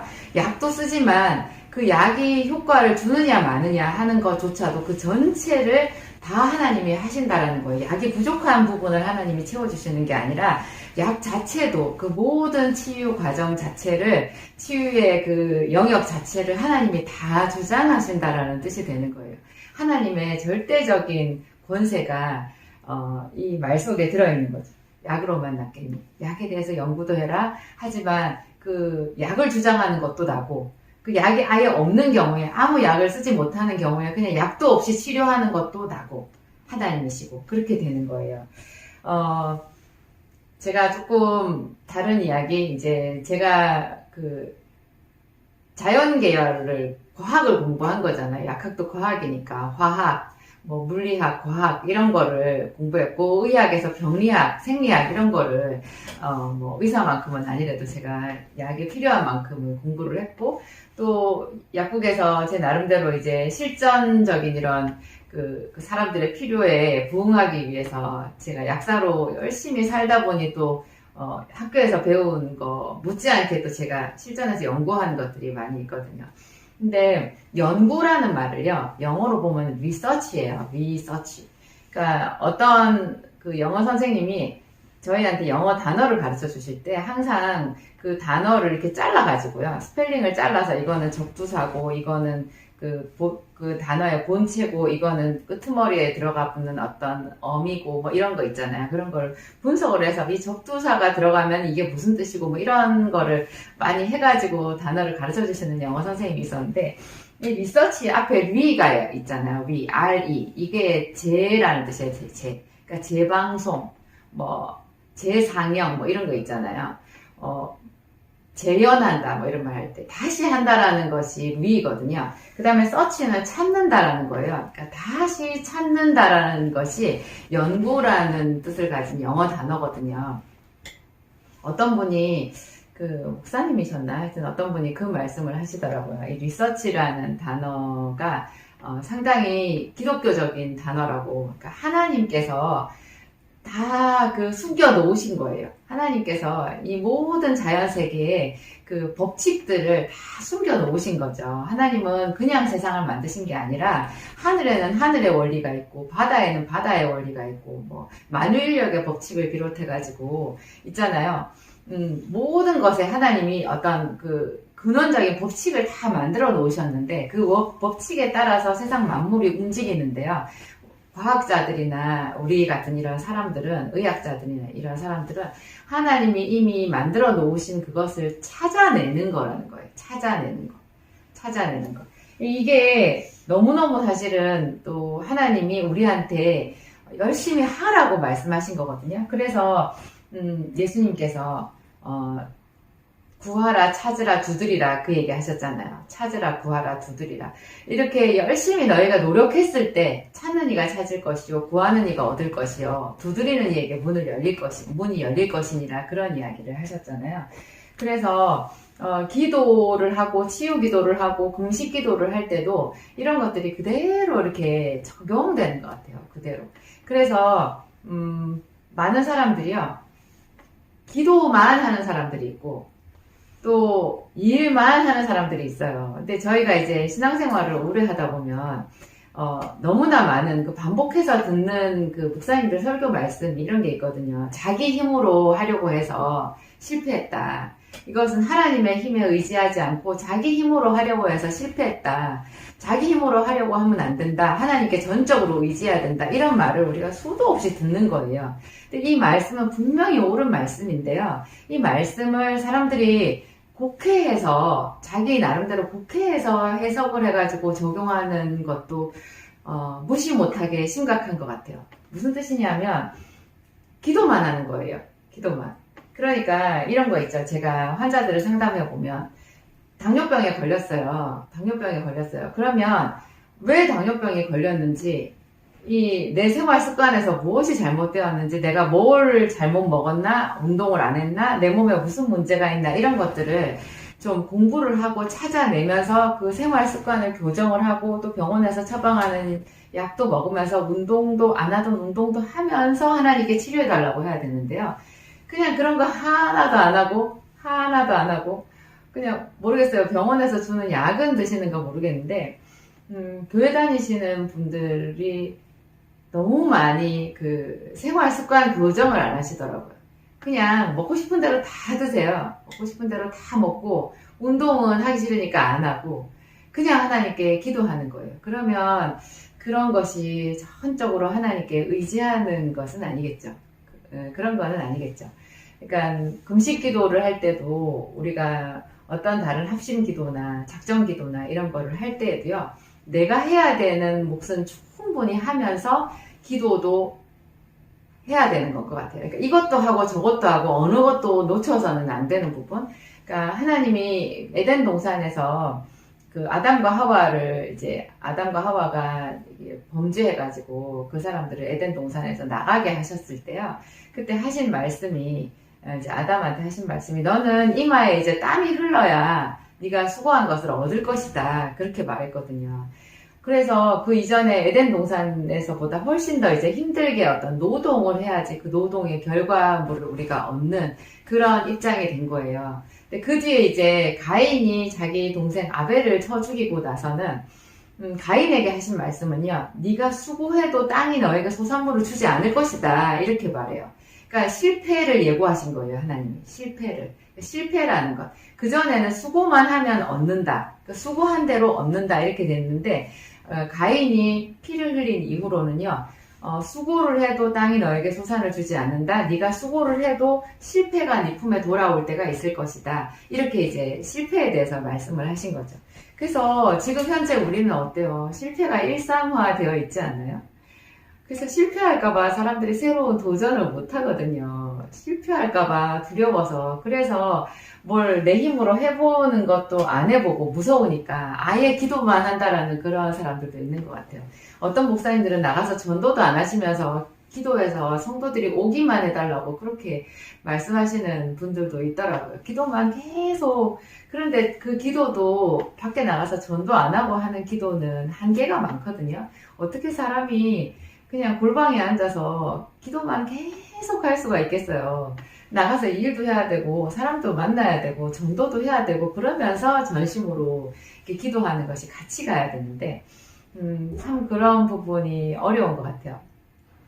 에디슨이 한 유명한 말이 있는데 그게 천재는 99%의 노력과 1%의 영감으로 이루어진다라는 그 말이에요. 제가 중학교, 고등학교 다닐 때 그 학교에 어딘가 크게 이렇게 현판으로 붙어 있었던 말씀 같아요. 누가 그 말에 대해서 해석을 해주진 않았어요. 근데 제가 그걸 봤을 때 그때 제 느낌에 99% 노력을 해도 1% 영감이 또 있어야 되는 거구나. 이렇게 봤을 때 그 대부분의 사람들, 그때 저도 그렇고 여러분 지금 대부분의 사람들도 이렇게 생각하실 거예요. 99%가 노력이니까 정말 그 노력을 많이 해야 된다. 뭐 이런 말로 이해하지 않겠어요? 이런 말로. 그러면 노력만 하면 누구든지 이제 영재가 될 수 있다. 그러면 한편으로는 성공할 수 있다. 이제 열심히 노력하면 성공할 수 있다. 이제 그렇게 세상 사람들은 이해하는데요. 에디슨이 본래 이 말을 했을 때는 그 뜻이 전혀 아니래요. 전혀 아니래요. 에디슨은 아마 독실한 크리스찬이었던 것 같은데요. 그러니까 99% 노력은 누구나 해야 된다는 거예요. 성공을 꿈꾸는 사람은 노력은 다 해야 된다는 거예요. 자기가 할 수 있는 모든 노력은 기본으로 해야 된다는 거예요. 근데 이 나머지 1% 이것이 없으면 99까지 가지고는 아무 성취가 없다라는 거죠. 없을 수 있다라는 거죠. 그 1% 그것이 키라는 거예요. 키. 우리는 또 신앙인들은 어떻게 생각해요? 그냥 이 1%를 전부라고 생각하는 거예요. 그래서 99% 노력을 무시해버리는 거죠. 그래서 그냥 그 노력이라고 해봐야 더 하나님 앞에 기도하는 노력 정도 생각하는데 하루 24시간에 비해서 우리가 뭐 하루 종일 기도한다, 한 달, 1년 기도한다 이렇게 했을 때 우리가 하루에 몇 시간이나 기도하겠어요? 어떤 분들은 새벽에 일찍 일어나서 새벽 기도를 갔다 오고요. 그 하루를 완전히 다 기도하신 걸로 착각하시는 분들도 계시더라고요. 그 새벽 기도 가는 거 너무 중요하지만 새벽 기도는 그냥 새벽 기도거든요. 새벽 그 시간을 하나님께 드렸을 뿐인데 당신이 하루 종일 기도했다라고 생각하시는 거예요. 그건 좀 아니지 않나요? 그렇게 얘기하면은 새벽에 가서 1시간 기도하는 거나 저녁에 내가 친구를 만나지 않고 내가 다른데 이렇게 뭐 노는 데나 뭐 아니면 그냥 흘려보낼 그 시간을 아껴서 밤에 저녁에 교회 가서 1시간 기도하는 거나 똑같지 않나요? 근데 새벽 기도만 좀 지나칠 정도로 많이 신성시하는 그런 경향도 좀 있는 것 같아요. 그래서 99%의 노력, 내 힘으로 열심히 해야 되는 것. 예를 들면 베드로가 깊은 데로 가서 그물을 내렸잖아요. 그물을 내렸을 때 하나님께서 그 그물에 고기가 걸리게 해주셨거든요. 정말로 하나님께서 다 해주실 것 같으면 예를 들면 이런 거 있어요. 베드로가 배를 몰고 바다 한복판으로 나갔는데 그 배에서 물고기들이 배로 뛰어 들어와도 되잖아요. 그물 안 내리고. 하나님이 해주시려면 뭐 그물에만 몰리게 해주시겠어요?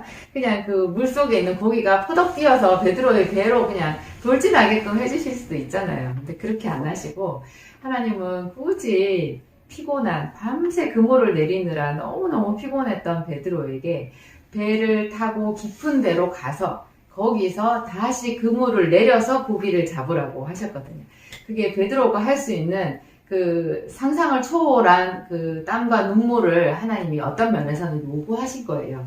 우리가 모든 면에서 그런 것도 해야 된다라는 거. 치유도 할 때 우리가 긍정적인 마음을 갖는 것, 또 생활 습관을 고치는 것, 언어의 습관을 고치는 것, 뭐 이런 거 있잖아요. 운동을 하는 것, 이런 것까지 또 그 질병에 대해서 내가 공부를 하는 것. 배우는 거, 또 병원에서 도움을 받을 수 있는 부분에 어느 정도까지는 그 도움도 받는 것, 이런 것들이 풀 세트로 들어가서 그 위에 기도로 하나님 앞에 은총을 구했을 때 모든 것이 완성된다. 이제 그런 뜻인 것 같아요. 좀 간단한 것 같지만 오늘 제가 약으로만 낫겠니 했던 그 하나님의 말씀을 이 영상을 또 만들면서 한 번 더 묵상해 보았습니다. 제가 기도하고 마치겠습니다. 하나님 우리 아버지 감사합니다. 하나님은 하늘 위에 그 하나님이시지만 또 사람처럼 낮아지셔서 우리들 가운데 거하시고 우리가 무엇을 하는지 무엇을 먹는지 다 살펴보시는 그런 하나님이십니다. 하나님을 일컬어 감찰하시는 하나님이라 하셨습니다. 하나님 우리 아버지 우리의 삶에 지혜를 주시옵소서. 하나님 우리 아버지 우리 아픈 몸을 잘 관리할 수 있는 그런 지식과 지혜도 주시옵소서. 열심히 배울 마음을 우리에게 주시옵소서. 하나님 우리 아버지 우리 주변에 우리를 가르칠 하는 지혜 있는 자들을 또한 주께서 그런 전문인들을 많이 세워놓으셨습니다. 약사도 있고 의사도 있고 또 나보다 더 성경을 많이 아는 성경 선생들도 있고 좋은 이웃들이 있습니다. 하나님 그분들에게 우리가 기꺼이 배우며 함께 기도하며 선을 이루기를 원합니다. 하나님 우리 아버지 우리에게 그런 지식의 마음, 지혜의 마음 주시옵소서. 하나님 우리 아버지 게으르지 말고 열심을 품고 주를 섬기며 열심을 품고 배우며 하나님 매일매일 하나님 앞에 나와서 겸손한 마음으로 기도하겠습니다. 하나님 우리가 기도할 때마다 성령으로 임하시고 하나님 우리가 노력하고 애쓰는 모든 것 위에 결실하는 기쁨을 더하여 주시옵소서. 하나님 영광 받으시옵소서. 우리의 치유도 하나님께 있고 우리의 회복도 하나님께 있고 우리의 모든 눈물을 다 주의 병에 담으시는 것도 우리 하나님 당신께서 행하시는 일입니다. 하나님 우리 아버지 우리의 수고가 다 하나님의 뜻 안에서 열매 맺기를 간절히 바라옵고 원합니다. 예수님 이름으로 기도하였습니다.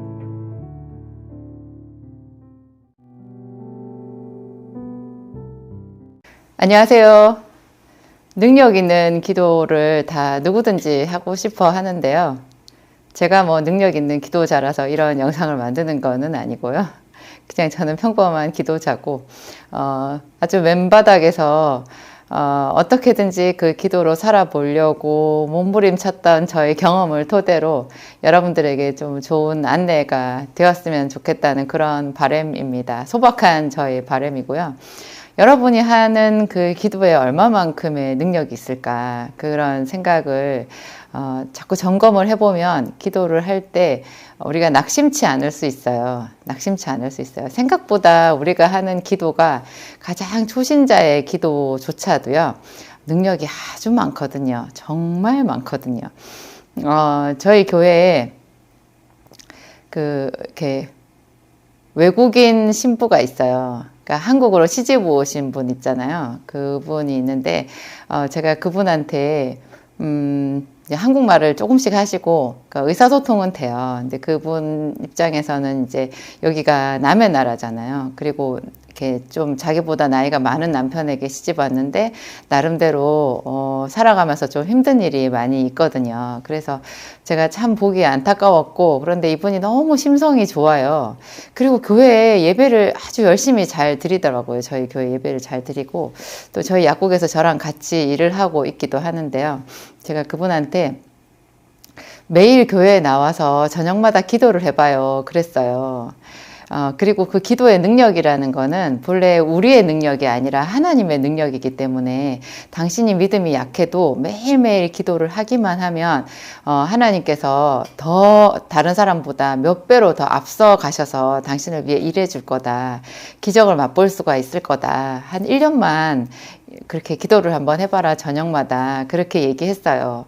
그러면 기적이 일어날 거다. 당신이 지금 처해 있는 그 환경에서 바라볼 수 있는 것은 하나님밖에 없는 것 같다. 제가 그랬거든요. 그랬더니 그 젊은 아가씨 같은 그분이요. 제가 보기에는 너무 이렇게 순수하고 앳돼 보여서 정말 아가씨 같아요. 한 20대 초반 아가씨처럼 생겼는데, 그 아들도 지금 중학교 다니고 있고 하여튼 그렇거든요. 근데 제 말을 이렇게 듣고 신기하게 저녁마다 기도하러 나오는 거예요. 저는 그분의 그 결단과 행동이 또 정말 돋보였어요. 제 눈에. 너무 돋보였어요. 제가 교회에서 수도 없이 많은 그 교회 성도들, 여자 성도들한테, 집사님들한테 매일 기도하자고 말을 해도 이분처럼 이렇게 제가 얘기하고 얼마 안 돼서 바로 이렇게 시도를 하고 매일 저녁마다 거르지 않고 기도를 하는 얘는 잘 없거든요. 그래서 제가 보기에 너무너무 그분이 귀하고, 하나님이 저 사람에게 어떻게 역사해 주실까 그런 생각이 들었어요. 지금 기도하신 지 글쎄요, 한 1년 이제 됐으려나요? 1년 넘었나? 근데 그분의 삶에 정말 깜짝 놀라는 그런 간증이 있더라고요. 그래서 제가 그 얘기 들을 때마다 또 같이 기뻐해주고, 그분도 더 힘을 내서 하나님께 와서 기도하고 하여튼 그런 거를 보았어요. 제가 저희 목사님이랑 이제 교회 개척해가지고 열심히 기도할 때 아무것도 눈에 보이는 게 없고, 눈에 보이는 거라는 거 이제 뭐 교회에 사람들이 오는 거, 그 다음에 저희 뭐 삶의 형편 이런 거, 제 약국, 어떻게 좀 약국도 너무 힘들었으니까 이게 좀 재정적인 것도 보충이 돼야 되잖아요. 그런 여러 가지로 봤을 때 별로 그렇게 진척이 있는 것 같지 않았거든요. 매일매일 기도하는 것에 비해서. 제가 어느 날인가는 반복해서 하나님 앞에 혼자서 탄식했던 것 같아요. 하나님 아무것도 없어요. 하나님 아무것도 없어요. 제가 이렇게 기도하고 몸부림치는데 정말 아무것도 없어요. 그렇게 제가 낮에도 약국에서 일을 하면서 탄식을 했던 것 같아요. 그랬더니 어느 날 밤에 제가 꿈을 꿨는데요. 꿈에 제가 그러고 있더라고요. 제가 꿈에 혼자서 아무것도 없어, 아무것도 없어. 그렇게 제가 탄식하면서 막 울먹이고 있었던 거예요. 그런데 어떤 목소리가 꿈속에 저에게 네 발밑에를 봐라 그래요. 그래서 제가 이렇게 발밑에를 보니까 제가 무슨 모래 위에 서 있더라고요. 근데 그 모래 위를 자세히 보니까요, 아주 맑은 물이 흐르고 있어요. 맑은 물이 흐르는데 그 맑은 물 속에서 그 모래 알갱이들이 반짝이면서 이렇게 그 물결 따라 약간씩 움직이더라고요. 너무너무 보석같이 맑은 물이 제 발 밑에서 이렇게 흐르고 있는 거예요. 그래서 내가 어디서 이렇게 예쁜 물이 흐르네 이랬어요. 그랬더니 그 목소리가 다시 또 두 번째 저에게 얘기하는 거예요. 다시 봐라 그래요. 제가 다시 그 발밑에를 보니까 세상에 이게 한 무릎까지 물이 오네요. 어라, 이 물이 언제 이렇게 많아졌지? 그랬어요. 그랬더니 그 목소리가 또 그래요. 다시 봐라 그러는데 물이 허리까지 차오르고, 다시 봐라 그랬는데 제가 깜짝 놀랐어요. 물이 시퍼런 거예요. 너무 깊어서 그 물이 물 밑바닥에 잘 안 보일 정도로 깊은 물이 있는 거예요. 그래서 제가 어머 물이 왜 이렇게 깊지 하다가 순간 그러면 내가 이 물 위에 서 있는 거야. 어떻게 내가 물에 빠지는 거 아니야? 이런 생각이 딱 들었더니 어느 순간에 제가 그 물에 헤엄을 치고 있는 거예요. 아주 유유히 헤엄을 치고 있더라고요. 저는 사실 수영을 못 하는데요. 꿈에 저는 너무 자연스럽게 아주 그 물에서 이렇게 헤엄을 치더라고요. 그래서 수영을 해가지고 이렇게 물 바깥으로 나왔어요. 그래가지고 이렇게 물가를 이렇게 걸어가고 있는데요. 물가 거기도 바닥에 이렇게 모래가 있는데 몇 발자국을 이렇게 걸어갔더니 바닥에 동전이 떨어져 있는 거예요. 100원짜리 동전 한 2개 정도가 떨어져 있는 것 같아요. 그래서 웬 동전이 떨어져 있지 하고 동전을 주웠어요. 몇 발자국 걸어가니까 한두 발짝 걸어가니까 또 동전이 그렇게 떨어져 있어요. 걸음마다 동전이 떨어져 있는 거예요. 좀 가다 보니까 가끔 500원짜리 동전도 있어요. 근데 계속 동전이었어요. 제가 계속 동전을 주웠어요. 그 제가 그런 이제 꿈을 깨보니까 그런 꿈인 거예요. 제가 하나님께 이게 무슨 뜻이냐고 분명히 의미가 있는 꿈 같은 거예요. 그래서 묻자마자 하나님께서 저에게 응답을 해주셨어요. 생각해보니까 여러분 어딘지 그게 성경에 나오는 그림 같지 않으세요? 그게 물이 발목까지 있고 그 다음에 무릎까지 있고 그 다음에 허리까지 오다가 그 다음에 사람이 건너지 못할 강이 된 거 여러분 이거 생각나세요? 성경 에스겔서에 나오는 성전 문지방에서 나오는 물 있잖아요. 그게 에스겔서 37장인가요? 37장인가 47장인가 제가 좀 지금 헷갈리는데, 하여튼 에스겔서에 나오는 유명한 그 에스겔의 환상에 나오는 부분이에요. 성전 문지방에서 왜 물이 똑똑똑 떨어지더니 그 물이 흐르는데 이렇게 천척을 재어 보니까 그 물이 발목까지, 다시 천척을 재니까 무릎까지, 다시 천척을 재니까 뭐 허리까지, 나중에는 사람이 건너지 못할 강이 되었다, 뭐 그런 거 있잖아요. 그게 하나님의 은혜를 얘기하는 건데요. 제가 아무것도 없다 막 그렇게 탄식했잖아요. 거기에 대한 하나님의 응답인 거예요. 사실은 지금 제 발 밑에 그 맑은 물처럼 지금 하나님의 은혜가 흐르고 있고요. 그것이 조금 지나면 어느새 제가 건너지 못할 강이 될 거라는 그런 말씀인 거예요. 지금 현재 건너지 못할 강이 됐다고 할 수도 있고 앞으로 그런 강이 된다고 봐도 되고, 하여간에 네가 생각하는 것처럼 아무것도 없는 것은 전혀 아니다. 네가 생각하는 그 이상으로 하나님이 너를 위해서 일하고 있다. 너와 함께하고 계신다라는 그런 귀한 메시지를 제가 꿈으로 받은 거죠.